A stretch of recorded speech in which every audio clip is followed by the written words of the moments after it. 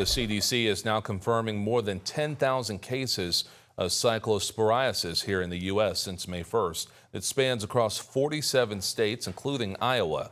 517 of those people needed to be hospitalized, and 2 of them died in Michigan.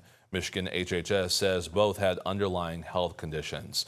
And Local 5's Emma Stroner is back here with us now and is bringing us the latest on the outbreak that we've been certainly following for the last several weeks now. And I think what's top of mind for many now after those 2 deaths is what is the likelihood of anybody dying from cyclosporiasis? Yeah, not very likely at all. That's what I learned from my conversation with Polk County epidemiologist Zach Woods. He says really if you're healthy, you don't have any underlying conditions, you really have a good chance of surviving this illness. Now, there are 2 groups, however, that Woods says are at an elevated risk. That's going to be those who are very old or immunocompromised. He says people in those groups should still be careful about what they're eating, particularly with lettuce and berries, because 1, Taylor Farms lettuce has been linked to the outbreak, and 2, berries can harbor the cyclospora.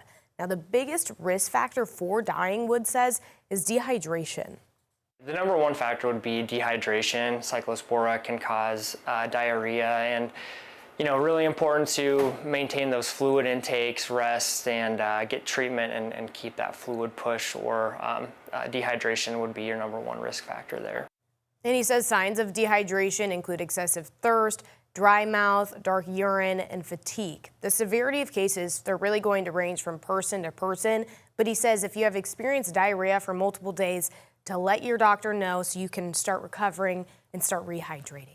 Very important there. And also, the good news, we're seeing the cases trend down here. But what do we know about where we sit in Polk County and in Iowa overall? Yeah, Woods says that as of yesterday morning, there's 35 cases in Polk County. And then all of this year in Iowa, we've seen 226 cases, but nearly 100 of those really popped up at the very beginning of July. Just now, last week, we're seeing under 10 new cases.